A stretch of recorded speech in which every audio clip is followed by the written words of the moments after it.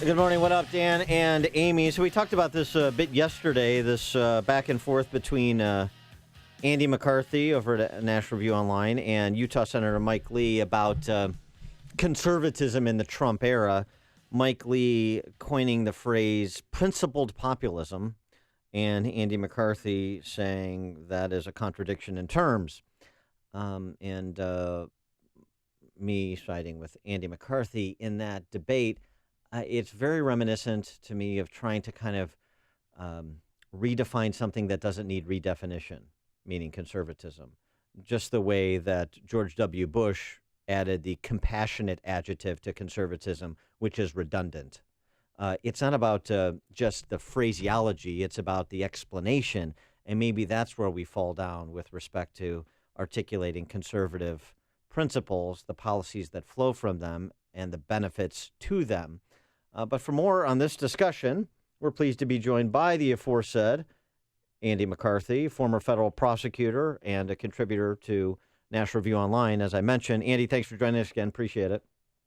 Morning. Good to talk to you. So before we get into your tete-a-tete with Senator Mike Lee, I do want to get your assessment of Trump's cabinet so far, because it strikes me as, at this juncture, maybe more conservative than similar posts in the Reagan administration with his first term. I mean, you've got to like appointments like Jeff Sessions for Attorney General.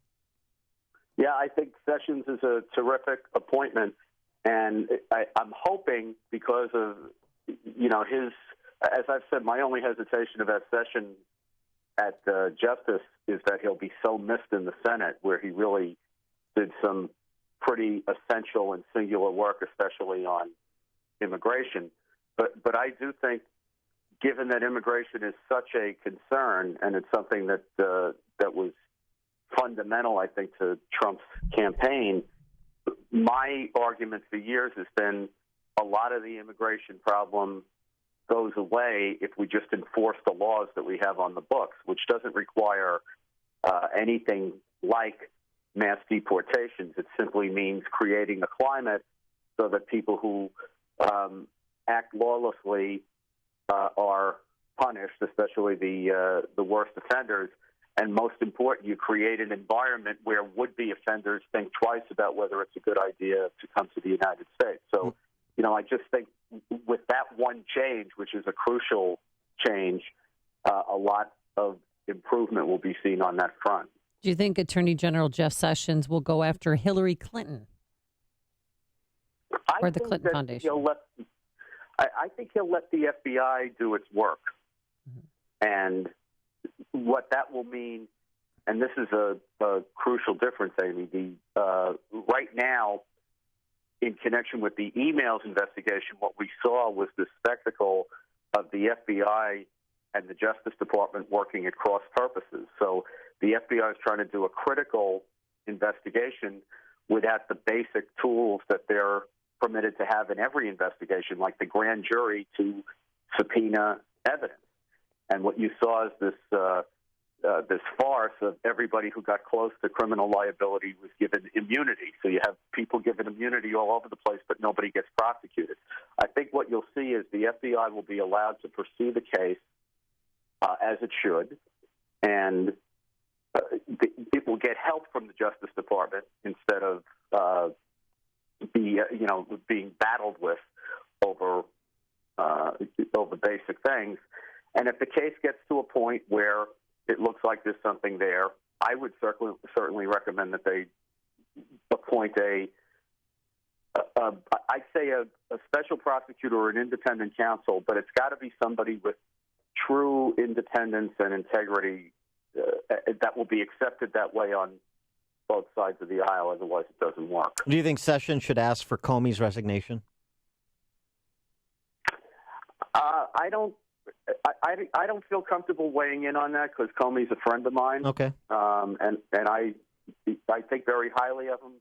I don't think anyone's been more critical of the way that he handled the Hillary mess than I have. And I was sorry to have to do that, but it's kind of my job to do that. But Yeah. I don't really feel comfortable weighing in on what should happen to him. I think that that's going to be up to Trump and Comey. Fair enough. Now, I want to get to this debate you had with Senator Mike Lee, and I will play the role of Senator Mike Lee because Okay. as a trained barrister myself, I can take either side. See, I like you better already. See? You guys are back on track. All right. So the argument that Mike Lee makes is, to me, sort of a utilitarian argument for the political landscape as it actually exists, rather than maybe what conservatives wish it were. And the key phrase is his opening one. By partnering, conservatives can help a President Trump decentralize power. And Mike Lee is right to be focused on pushing Trump to be a federalist, to devolve power away from the federal government to states and localities. So that alone, doesn't it make sense to pursue at least an angle of intersection with the Trump administration that Mike Lee is advocating? The funny thing is, I agree with that, and I agree as far as substantive policy is concerned. I agree with just about everything Senator Lee said in the piece that he wrote in National Review.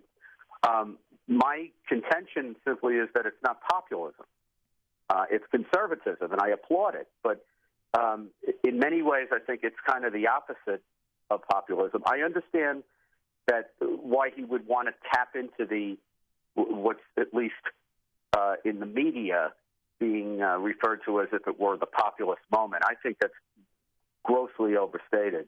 But let's assume, for argument's sake, that we're in a populist moment. Populism tends against the things that Senator Lee is arguing for, and in particular, the small government stuff. Well, I guess it's better to say limited government, because we want a government. We don't need a government that's small as much as we need one that's limited in the sense of the constitutional limits on its powers. What populism often does is try to sweep all those limitations away and endow a leader with the ability to do things that the Constitution wouldn't ordinarily allow them to do because they're popular, at least fleetingly so. And I just think that populism involves a lot of sometimes demagoguery, but at least scapegoating that conservatives aren't going to like over the long haul. So I just don't think it's a conservative philosophy. And I'm happy that Senator Lee wants to do conservatism, because I don't think anyone does it better than he does. But I'm not comfortable with it under the populist label. Now, you took out a bit after our friend Steve Moore, a friend of the show here, as you are. And we talked to Steve Moore yesterday, and I had him clarify some of the statements he made, like the $1 billion infrastructure stimulus plan that Trump has kind of proposed in general terms. And Steve Moore's essential comment that, look, you're going to have to kind of give it to him. If that's what the people want, you got to give it to them. And I mean, I understand the criticism. I agree with it that you don't just give the people what they want. 50% plus one doesn't make something the right public policy, and you're forever kind of chasing popular opinion if that's your governing philosophy. But I think what Moore was suggesting is conservatives are going to have to swallow hard on some things that are more populist than conservatism. Maybe the infrastructure plan is one of them.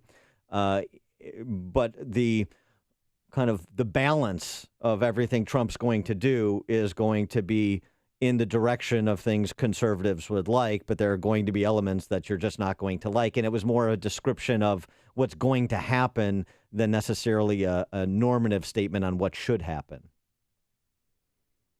Okay. That's fine. But I guess during the Bush administration, I considered myself essentially a supporter of the Bush administration. But when I thought they were wrong, I fought them on what I thought they were wrong about. And I would imagine we'll be doing that with Trump as well. I don't believe in a philosophy of give the people what they want if what they want is not good for them. But I believe in democracy. You have your argument, you make your best pitch, and if you lose, you lose. But, right. I hope Trump does well. I'm certainly going to support him. But I just think when he's wrong, you have to register dissent because, the people may want a $1 trillion infrastructure plan. We've already been down that road with Obama, and it turned out we got very little infrastructure and a lot of debt. And we're a country that's $20 trillion in debt, which is now talking about imposing more debt on people who don't have a seat at the table right now, which is, future generations who are going to be saddled with what we're irresponsibly running up in our age. And I just don't think, the people today may want that, but I'm sure, the people down the road are not going to want it. And your critique of Mike Lee's use of the phrase principled populism, which I agree is an oxymoron, that's essentially your point.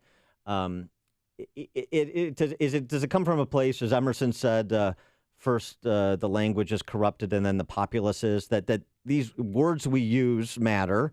They have specific definitions. And you just get compassionate conservatism, principled populism. These are redefinitions that should be rejected. Well, yeah, I think the language battle, Dan, is so important. I think that the left is much better at it than conservatives are because they understand the power of language and, they dream up ways of changing, for example, abortion is choice now, right? Mm-hmm. And when you argue it in those terms, it's a very different argument. So, I think a lot of times we lose the language battle before we even know it's on, so I like to pay attention to it. And I think when we dabble in these terms like compassionate conservatism, to take that example, we're implicitly saying that conservatism isn't compassionate, when in fact I think it's the way to the most flourishing kind of free life that we can have and prosperous one. So when people on our own side are making the suggestion that conservatism isn't compassionate unless you attend to it with some progressive elements, then I think, we're halfway to losing. Yeah, no, I agree with that. That's why, in part, why I came down on your side and why we enjoy having you on the show. He's Andy McCarthy, former Chief Assistant U.S. Attorney and now a contributing editor at National Review, nationalreview.com. Andy McCarthy, thanks so much for joining us. Appreciate it. Thanks for having me. Have a great day. You too. And he joined us on our turnkey.pro answer line.